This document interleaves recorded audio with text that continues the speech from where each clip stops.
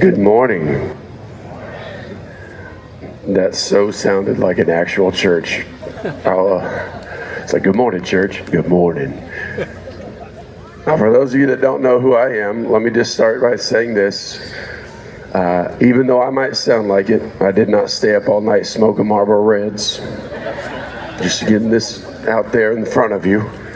My name is Rob Beckley. I'm the singer for the band Pillar, and we played here at a live festival for the first time in quite a long time, actually. I don't remember the last time we played it live, but it had been at least about 10 years since we as a band had played, so do the math. For those of you that don't know, that's a long time. But it goes by so quickly. As you come back and you get back into it, you're like, I guess we can still do this, at least for a little while. I definitely feel like I was beat up by a wrecking ball. Playing a couple shows the last couple of days, body's not acclimated quite to the rock and roll life of going around and doing that every night, but I actually loved the opportunity to be here. And when Ken and Susan asked us about coming here to Alive, they'd asked us for a couple of years, and I was just in a season of life that it just wasn't the right time for me. Like, I had made a decision to come off of the road. My wife and I, we've been married for 23 years, and yeah, go ahead and cheer, because I'll just let her accept all of that. She's put up with me for that long, so you can celebrate her with your applause.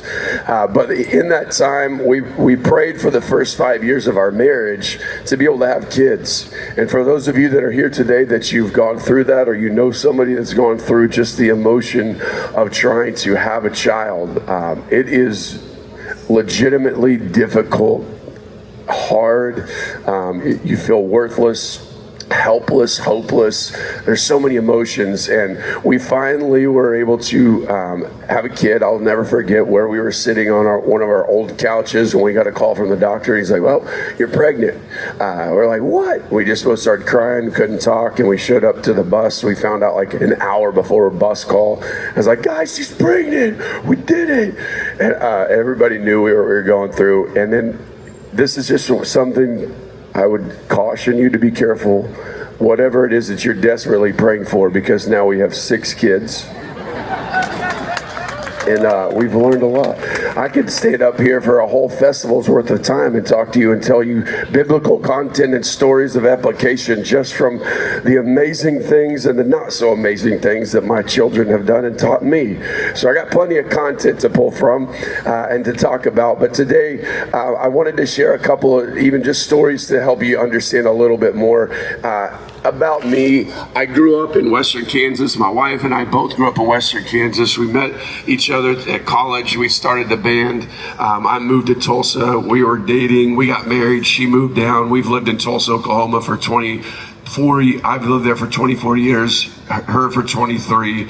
We have 6 kids. We're active in full-time ministry. I'm now a pastor at a church that kind of pastors the pastors. I oversee 5 locations of our church called Battle Creek Church, with Dr. Alex Amaya is our teaching pastor. I am incredibly grateful for the season of life that I am in, but I just want to tell you guys that nobody on this side of heaven is immune from one of the greatest forces on this earth. It's not gravity, even though it's at work. Really, some of you feel it right now. You're like, oh my gosh, I've been standing all weekend. Like, you feel the effects of gravity right now sucking you into that chair. But I think there's a force on this side of heaven and on this earth that's even greater than gravity, and it's called comfort. And it wrecks us because we seek it all the time. I sought it last night so much, to get to a bed and just lay down. Like, we just want comfort. That chair that you're in right now, you were intentional about your comfort. Just think about how much time and focus you put into making sure that we're comfortable today. It's an amazing force to be reckoned with. And if it's that much of a force to be reckoned with in this physical presence, how much more of a force is it in the spiritual side of things, that we just become complacent because we seek comfort. And we're all guilty of it, and it's not a bad thing. I want to be comfortable too. I need a babysitter. My kids are old enough now that it's like, you watch them. I dealt with you long enough. I'm going to take you to your mom on a date. Seeking comfort, right? They're not bad things most of the time.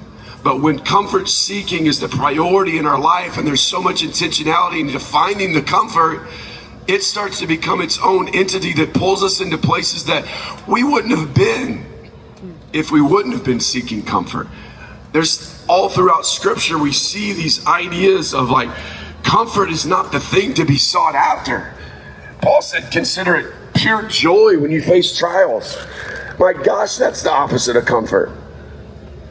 I don't like struggle. I don't want trials. I'm going to try to avoid them at all costs. All right, that's all comfort seeking is. We just want to avoid the trials. How can we make this easier? And life, Amazon has ruined us all. You're laughing because you know dang well that you're guilty of it. It's like, yeah, I'll just wait a couple days. I don't need to go to the store. Our world is so in tune with comfort. And the next idea that comes out, the next idea that we give into, it's going to make us more comfortable. That's just the direction that this world wants to pursue. And it's not a bad thing.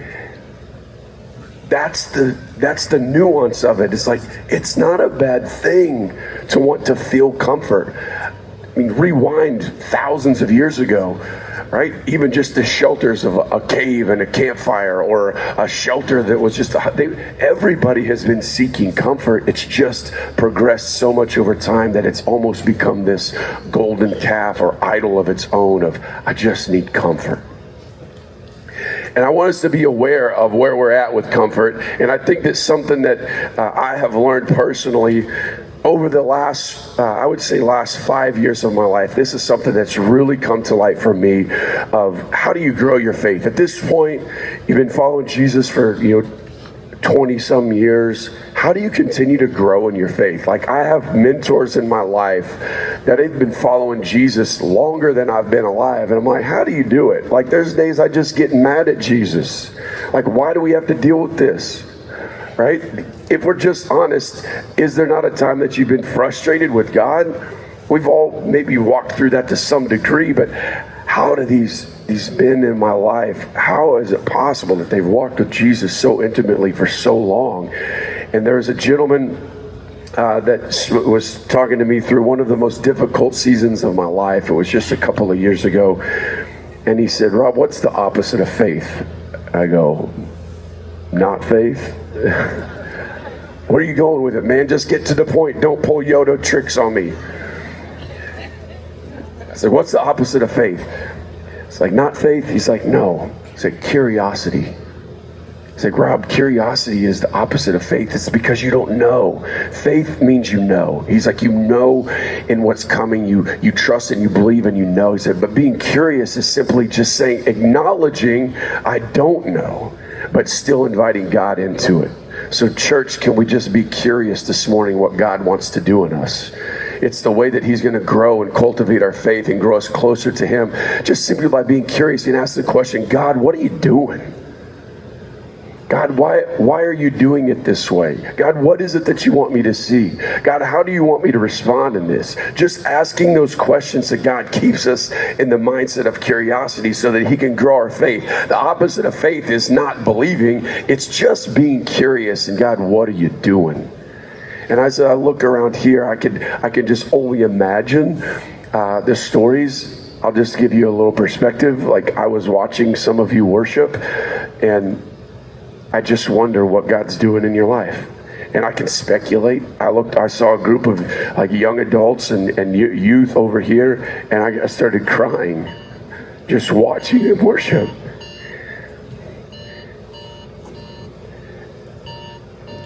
I've seen some of my kids, my older kids, start to grow into their first generation faith. And as their father, it's just one of those things like, I've pulled the arrow back, I pray it straight, I'm about to let go, you're leaving home soon. And for my kids to know Jesus on their own and not just hear about it at the dinner table or know about him because we talk about God at home. Just looking over and seeing these young adults and youth that were over here worshiping, it just made my heart happy. Are they more curious than I am just because I know God and I've been walking with him longer? Is that what curious looks like? Maybe they're in a place where they acknowledge that they don't know, which I'm waiting for my teenagers to get there. But that's a good place for a young person to be, right? Where you acknowledge, I don't know what I don't know. I want to be curious. Rewind your life all the way back to you were 4 years old. What's the one question that you always ask? What your kids always say to you when you say, don't jump on the bed, don't run in the street, don't do this. Why? They're just curious. They need to know. Why? Church, can we just ask that question? God, why are we doing this right now? What is it that you're trying to show me? What is it that I need to see? Let's stay curious. I want you guys to, if you do have Bibles, you can open them up. We're going to go to that other book. It's called the Old Testament. Some of you guys forgot about that part. I actually met a young person not too long ago that had their Bible, and it was like the New Testament. And I told them to open their Bible to this chapter, and they're like, I don't have that one. It's like, well, you don't have the whole Bible. 2 Samuel is where we're going to go to. And I want to look at the story of David in 2 Samuel, chapter 11.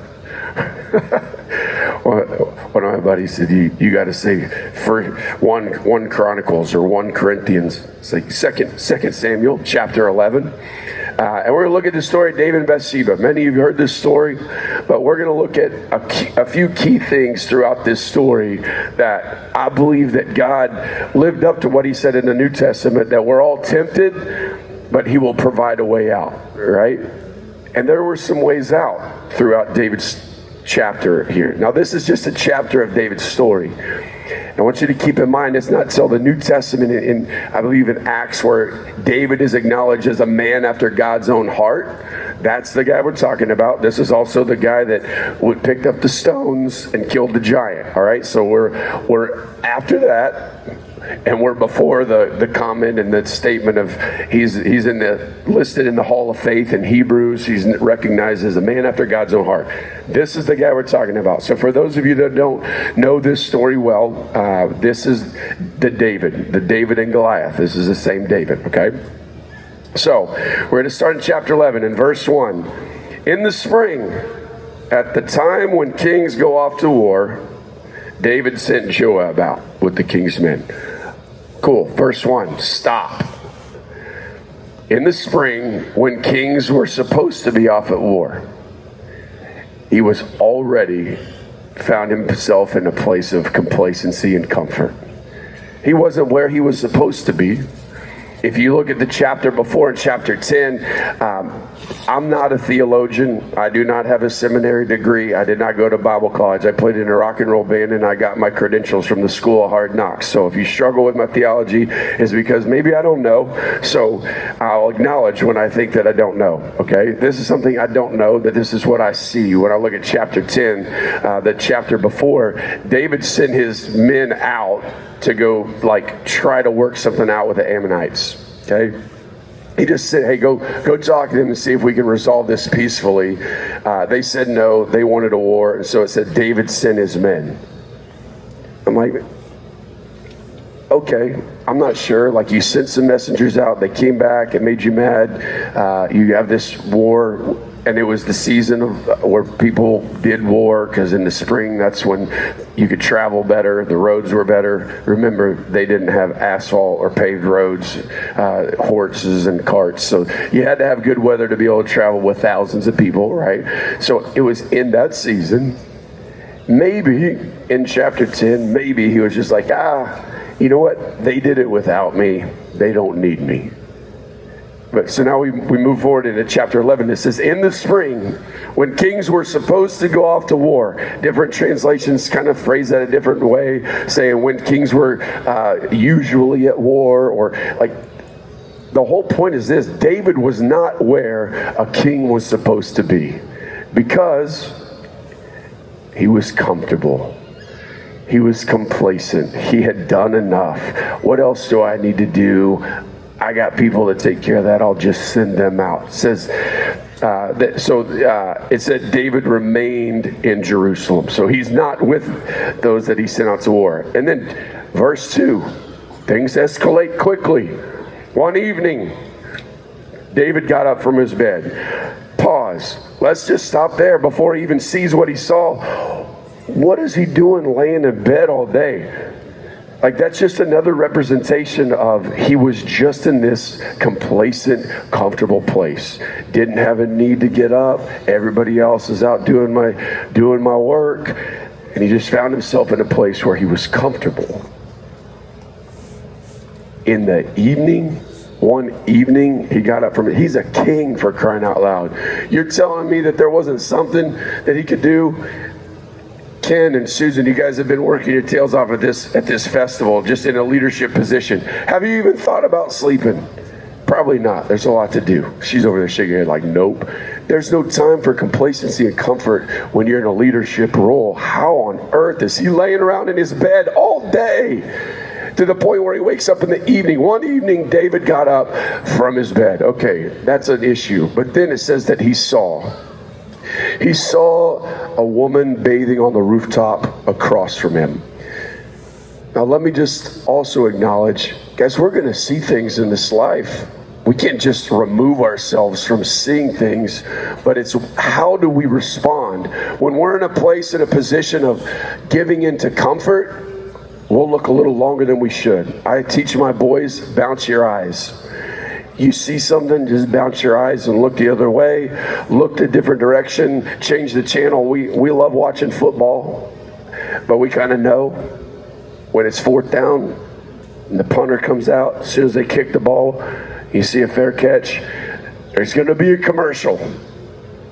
And before the commercial even comes, it's always the cheerleaders with their pom-poms. Like, dude, just change the channel. You see a fair catch, change the channel. So we have a little previous channel button when we watch football that we set up guardrails for our own eyes because we know we can't avoid it, but when we can, let's try. So David, he found himself in this position where he's up late in a place he shouldn't be and saw something that he shouldn't see. And rather than saying, oh, I don't need to look at that, maybe his soul was a little fatigued. Maybe his soul was a little complacent because not only did he see it in a place that he shouldn't have been at a time of day that he should have already been making other leadership decisions. He said from the roof he saw a woman bathing and the woman was beautiful. So David sent someone to go get her. When our souls are depleted, when we found ourselves in a place that's too comfortable for too long, we're going to make stupid decisions. Parents, when you're tired, how many great decisions do you make when your kids come and ask you for something? Not very many. I'll just be honest, I don't. And I'm just guessing based on the sheer number of parents that I've talked with that have been like, dude, I'm just tired. I just tell them no. I had a parent the other day that said, oh, we did a yes day for our kid. It was so fun. I was like, that sounds awful. Their kid was like 3 years old. I'm like, yeah, you had a yes day for your kid because they're 3 years old and they don't know what the concept of money is. So they're like, can we go play in the park? Yes. My kids would be like, hey, can we go to like Chicago for the day? Very different season, right? But we find ourselves making decisions when we're fatigued because we're not recharged. And the best way to recharge is acknowledging that through struggle, that's where good comes. I love in Romans where it says perseverance or struggle creates perseverance, perseverance, character produces hope. There's got to be some struggle. Like our bass player in the band Pillar, his name's Michael Wittig, and he is a big fitness guru, and he didn't get to look the way that he looks by just walking into a gym. You still have to have some resistance in doing squats and pressing weights. Like there has to be resistance and struggle for there to be growth. And when we identify that struggle is a good thing and it can keep us on a path of being healthy and stronger, then complacency and comfort is not something that we seek, but we actually seek out the hard things so that we can continue to grow. And even as parents, I think this parallels so well to just our faith journey and helping see our kids grow. Of like, do you go out and save them when they crash their bike or when they're making a stupid decision? One of the things that I've learned is like, let them follow through with it and see how they respond. We're quick to want to save, but is God quick to jump in and save us? No. We make our own decisions, and we end up where we end up because of a choice to not be where we were supposed to be, getting out of bed at a time of day that we should have already been up, seeing something that we shouldn't have seen, and making a bad choice to then compound it and bring somebody else in. Now, here's the thing that I want to point out. It says that he sent some of his men out to go get her. They brought her back, but they actually did what I would hope any of my friends would do. They're like, isn't that Bathsheba? Like, she's taken, man. That's like, I think that's Uriah's wife. Are you sure? Can you imagine the position that they were put in, that the king now used his positional authority to say, no, I don't care, go get her.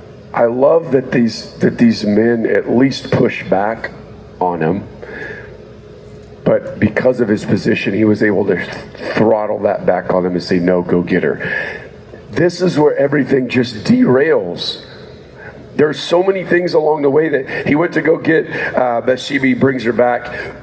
He ends up sleeping with Bathsheba. She becomes pregnant, and now he's got a whole nother problem on his hands, right? So now he's got to go, hey, Joab, I know you're my guy. I need you. He doesn't tell him what's going on. He just says, Joab, I need you to go send this news to Uriah and bring him back. Now here's where things just get crazier and crazier. He brings Uriah back, and I'm not going to read through everything. It said, David sent out, said, send Uriah the Hittite back to me.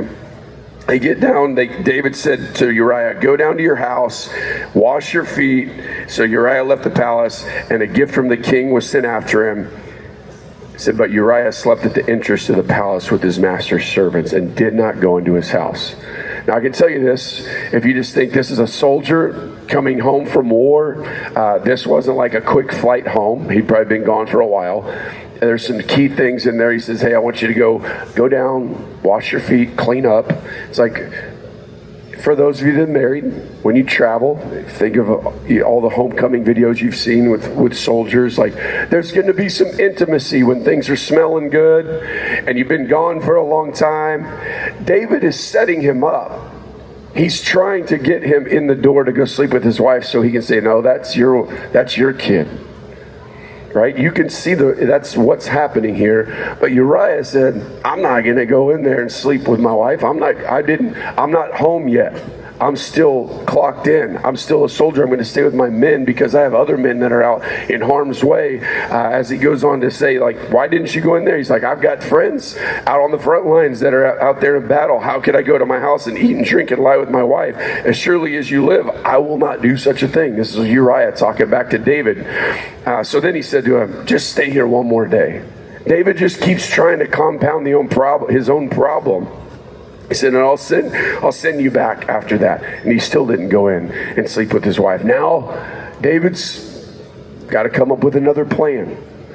And so the next plan is, hey, Uriah writes this letter. He's like, take this letter back with you to the front lines. He carries his own death sentence. Joab opens up the letter and says, in a nutshell, put Uriah out in a position where it gets killed. This went from waking up late in the afternoon, early evening, being complacent, to I ended up sleeping with some lady that got pregnant, and now I'm going to kill her husband to cover up. That escalated quickly. In grammar perspective, it escalated in about 2 paragraphs. But if you think about that in life, where are you complacent? What have you done in response to some of that complacency that led to more problems? how do we take what David did and look at this from a perspective of how do we apply this today? I want to share a second word. So I shared one word, complacency. The second word I just want to share with you is desperate. I almost had a flashback this morning of desperate. I woke up this morning, it's like, oh man, I can't find my wallet. It's like just emotions. Oh no, I'm in Ohio right now and I lost my wallet. Just a couple stories real quick about some moments in my life. I did lose my wallet a few years ago. It's funny now because I found it. It was not funny in the moment. I live in Tulsa, Oklahoma. We were downtown at it's called the BOK Center. They had the Big 12 wrestling championships there, so we were there with my kids. All wrestle. We love the sport of wrestling. We were going there to watch the Big 12 tournament, and we had parked in a parking garage, and we walked across the street. And I get back home, wake up the next morning to go to church. No wallet. The whole day's ruined. I couldn't be late to church, so I'm like, well, I just got to give up looking for it. Don't speed. Don't have a wallet, right? You're just like, man, everything's like on high alert. Like, where am I finding it? Days go by. Like, I know I can find it. I had the new real ID that you had to wait in line for like 17 years before you could get a new ID, right? And so I was like, I just got the real ID. I'm not going back to that line. And the credit cards, when you get hijacked and all of that stuff, things are stolen. You got to shut them down. You got a new credit card number that you got to input. Life gets inconvenient. So you're freaking out because your world has been turned upside down because you lost your wallet. I was freaking out, guys. I was desperate. I was down. I went back downtown and I got one of those little those scooters that like you can like pay through your app on your phone, like you Lime scooter, something like that. I'm just like on this electric scooter all over downtown Tulsa. Like maybe it fell in here when I was at. It's like I got to cover as much ground as possible. Desperately looking for this thing. I called the head of security at the BOK Center because there was a guy at our church that's like one of the ushers that works on the security team. Was like, hey man, who's the head guy down there? Let me talk to him. I need to get every connection I got to find this wallet. I was like, this is where I was sitting in this section. Like the people are going in there looking under chairs to see if they can find this wallet. And man, the world had been turned upside down. I was doing everything I could, this act of desperation to find my wallet. And about 4 days later, my wife's like, well, have you prayed about it? That's a stupid idea. Why would I pray about a lost wallet? Don't tell me to pray for a lost wallet. God's not just going to reveal it to me now because I prayed about it. For those of you that have been married for 24 years, that's a real life conversation. But what did I do? You're dang right I prayed for it because I've learned my lessons. Right? Do what your wife says and everything's better. So I did pray for it. And I swear within minutes I walked into my closet and I moved some stuff over from hanging up some pants. I have like pants that hang on the bottom rack. Well, I had only worn this pair of pants to the wrestling tournament. It's like I didn't wear them long enough. Yes, I'm still a guy. It's like I didn't wear them long enough. I just hang it back up. They smell fine. Guess where the wallet was? It wasn't in the pants because I had checked that. It fell out of the pants and like bounced and rolled and was like way back in the corner against the wall. That when I'd looked, I was like, whoosh. No, it's not there. It's because it was right there. But the desperation that I felt to find my wallet was unbelievable. And it took my wife saying, well, did you pray about it? I was like, well, that seems stupid. But it brought back the perspective to who is the one that is in control of your life. It's not about he's just going to magically reveal something to you. He's not a genie in a bottle or a cosmic Coke machine that you can just kick and get what you want. But he does bring our perspective back to a centeredness on him of like, it's okay. Even if you have to go through all these other things, it's going to be okay. I'll tell you another quick moment of desperation that actually led me to kind of where my path ended up. So back in 2009, we stepped off of the road full time in 2010. And I'll tell you that the moment that things shifted for me, my oldest was getting old enough that he was saying things like, Daddy, I got scared. I thought you had to go to Nashville again. He's like 3 years old saying, Daddy, don't go to Nashville. I'm like, you're talking about ripping your heart out as a dad. You just like prayed for years to have a kid, and now you're just leaving him at home. I watched him take his first steps with some of the guys from Switchfoot while I was out in Australia on a Skype camera back when that was a thing. For those of you who don't know, it was before Zoom and all the other video devices, FaceTime. That's how I watched my oldest take his first steps. So there was already this like stirring of, do I need to come off of the road? And there was a moment that happened in December of 2009. My wife went out to go purchase a gift for like the angel tree. I don't know if you guys know what those like. Salvation Army has these trees at the mall with, you can go buy some gifts and bring them back and help sponsor somebody their Christmas. And so we were out purchasing some gifts. I was going to lead worship the next morning at my church. And so it was Saturday night. It was maybe 8:30, 9 o'clock. It's like, okay, well, I'll stay home with the kids. My daughter was just born. I think my oldest son was about 3. Just a normal night.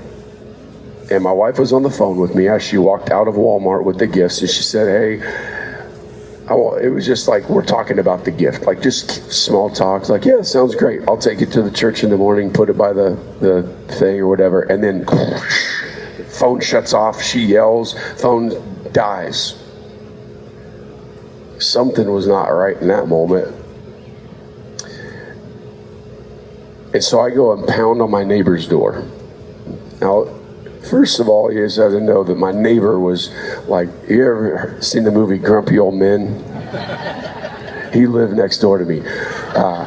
But he loved me. Like here's how I connected with him is back in 2000, I think it's 6 or 2007, we were coming home from a concert and we'd flown in, all the flights got canceled, so we had to drive back from like Kansas City back to Tulsa through the crazy ice storm, and we get home and like all the power's out. It was awful. Power's out for like days. And our neighbor was out one day. I was like, I see him out there with the chainsaw. It's like, this is a gamble. Like, I think I should go out there and ask him if I can help him. It's like, I don't know. He seems pretty grumpy, and he has a chainsaw. He might cut one of my limbs off. So you're like, that was the day that I met my neighbor. So I go out there and like, hey, do you want some help? We connected, and he finally is like, okay, you're not just some rock and roll guy. You know how to use a chainsaw. I guess you're all right. That was kind of our approach, because he knew I played in a rock band. So that's the guy that I'm going and banging on the door at 9 o'clock on a Saturday night, like boom, boom, boom, boom. Harold, I start yelling. Now my phone rings as he picks up, or as he answers the door, and I answer, and it's some stranger. And they said, your wife had just been kidnapped and carjacked. I think she's okay. I have her. Let me just tell you, as a dad or a husband, if you've ever like watched that movie Taken with like Liam Neeson, if you've ever wondered, like, what would I do if somebody ever messed with my family? I'm just going to tell you, you do not want to know the thoughts that went through my mind. If somebody just kidnapped my wife, what? Like, even telling this story now, it's like, it doesn't seem real. So I was like, Harold, you got to stay with my kids. I got to go. I had no shirt on. I had a pair of shorts on. I was getting ready for bed. I jumped in my truck. It's snowing outside, which that in and of itself was abnormal for Tulsa. It doesn't snow a lot, but it was snowing that night. I go in and grab some shoes, run outside, and Harold is in my truck. His wife is in my house. He's like, I'm going with you. He's got a 45 on his lap, and I'm driving about 95 miles an hour down a street that is about a 40-mile-an-hour speed limit. And I just remember thinking, Harold, you better buckle up, because if I see these guys, I'm going to ram them. Like, I was having crazy thoughts. I was ready to possibly kill somebody. Don't mess with my family. There was such a deep desperation inside of me of like, I would have to go get to my wife, and nothing was going to stop me. Literally, the thoughts I was, guys, they were crazy thoughts. I wanted to hurt somebody. Like, when I got to the Walmart parking lot, I saw my wife. I literally drove through the parking lot and I jumped the curb and almost ran through the building because all I could see was my wife, not the wall. I jumped out and grabbed her. They kidnapped her, threw her across this, like her whole side was bruised from slamming her into the console, and she flipped over into the passenger seat, and the guy's got a gun pointed at her. She's just yelling, I'm a mom, I'm a mom, I'm a mom. She started naming her kids' names. She didn't mention me, but that's okay. She's yelling, I'm a mom, I'm a mom, I'm a mom. And he looks over his shoulder to back out of the parking spot, and she jumps out of the vehicle. He fires a shot at her that misses. She rolls out, he takes off. And my wife she's better than Liam Neeson. But I just want you guys to know the desperation that I felt in that moment of pursuing my wife and getting to her. And in a moment like that, yeah, what if I would have been in Chicago? What if I would have been here and got that phone call?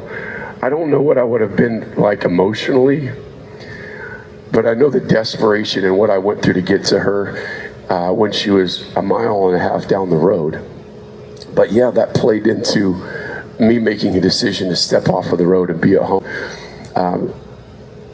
I wonder, have you ever felt that desperate to pursue Jesus? Because I know what I felt like in that moment, to desperately pursue. And when I look at the story of David, there's so many parallels to how desperate he was to seek God, to love God, to worship God. How did he get to this place? How did he get to a place where he messed up so bad that he made one little dumb decision after another dumb decision that led to much dumber and more dumb to stupidest?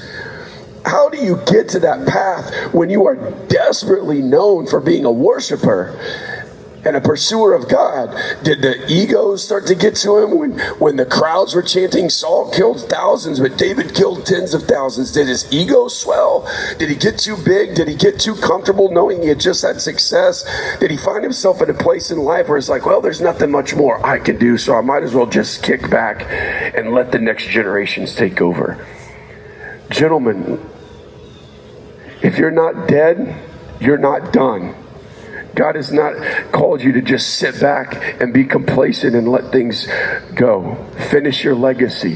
Finish cultivating and developing and discipling young men that are under you and below you, from your family to your son-in-laws to your other friends. Be a leader, a mentor in your church. Let's continue to grow, and let's dig our roots deeper and help these next generation come up and be the leaders that they need to be.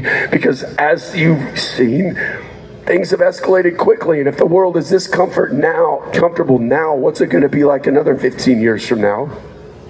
How can we do what we can do to help equip them and invest wisdom back into them? Because David did have some people in his life. If you even just go back to chapter 9, David was doing that. He was speaking to Mephibosheth and the grandson, basically, right? Jonathan's son. He was Saul's grandson. He was doing those things. How did he get here? Complacency over desperation. If you will just flip those two things around of, I want to be desperate, I want to be intentional about pursuing God and for like putting comfort to the side. Like, I'm a huge advocate of this because I've seen it play out in my own life so many times. And here's the problem. I could feel Satan grooming me.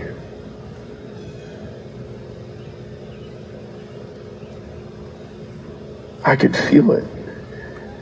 In a moment of reflection, I could feel the work of the enemy grooming me towards comfort and complacency. So I was like, well, I got to make a change. I would tell you this.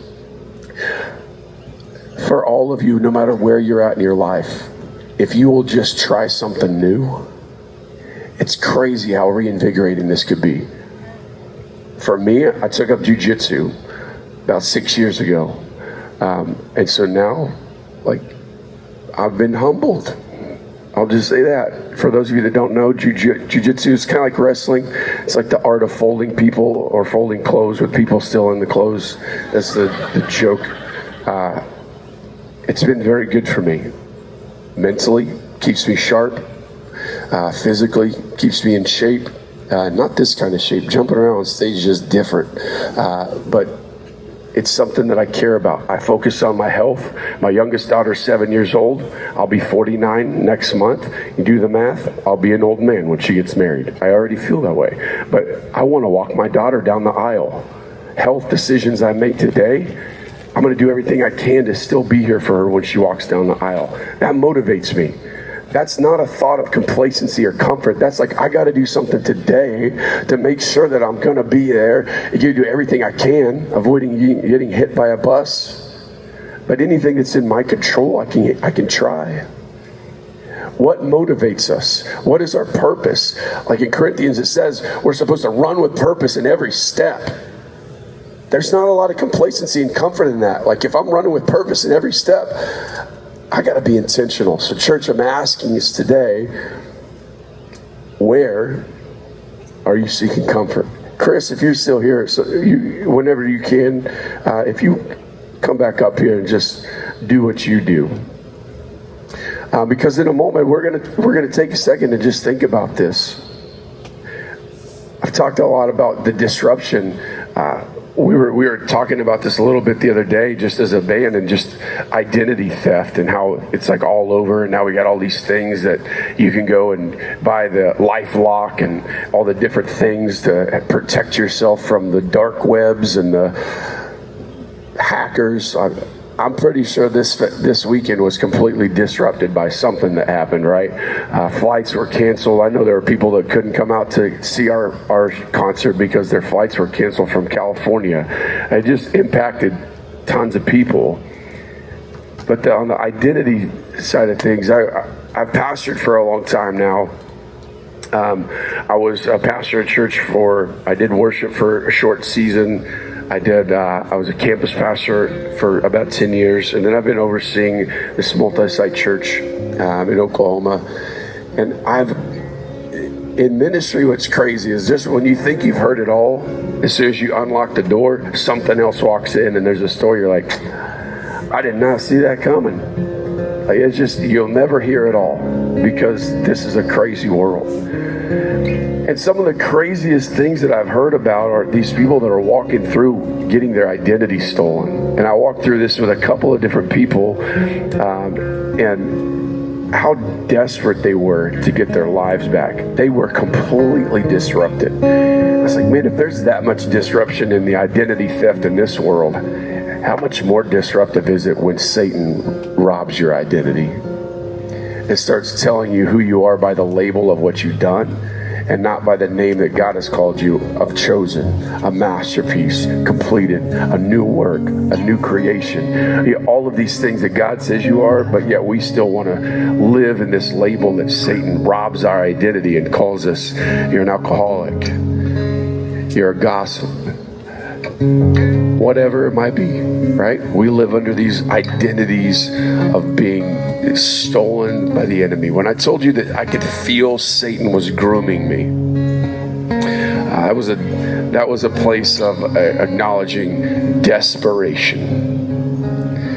And if you don't do something about it in that moment, you end up in a moment like David where you do some really, really dumb stuff. And I'll tell you, I was in that place where I could have, and I'm thankful for men in my life that came and put me in check, which I'll just throw this out there. I don't know the theology behind this. I've talked to this with my senior pastor before, but all of the armor of God is forward facing: the breastplate of righteousness, the belt of truth, the shield, the sword, the helmet, our shoes. But our backs are left exposed. And in my opinion, I think God just left our backs exposed because he left that part up to us. Who are you going to invite into your life? Who are you going to ride with that has your back? Whose back do you have? Again, don't know the theology behind that. When I read that and I see that our backs are left exposed, and I at least know that I have to do something about it. So my call to action for you guys here today is, I'm going to let Chris just lead us in a moment. I want to get out of his way. And I want you to think about this. You're at a live festival right now, and God has stirred you up in a way that he has brought about some joy. He's maybe brought perspective. You've heard a good word from somebody, something that has encouraged you. How are you going to leave from here and not be complacent and comfortable when you get back home? For some of you, you know you haven't been reading your Bible every day. Maybe it's asking a friend to jump in a reading plan with you, or to do something with you, or hold you accountable. Maybe you don't go to church every week. And just statistically speaking, as a pastor, I know 25% of you go to church every week, and the rest of you go once a month. That's just the average norm. And so I know some of you might be struggling with actually attending and going to church. Others of you struggle with actually being involved in your church. Maybe it's serving in your church in some capacity. You've been holding off on like getting involved in the youth. Don't donate fishing equipment, or don't donate footballs. They want somebody to fish with or play catch with. Go get involved in their lives and be a mentor, and let's lead well. Let's get involved. What are areas of your life that you're being complacent and comfortable in? Maybe it's talking about somebody else. That makes me feel good to put somebody else down. That comment that I left on Facebook made me feel good, because you're seeking your own comfort to make yourself feel a certain way, when maybe just shutting up or not writing it out. If you need to write it out, and then just delete it. It's the same motion. Delete, same amount of an effort as send. It's okay to emote, and it's okay to have these feelings and to journal them out and get them out.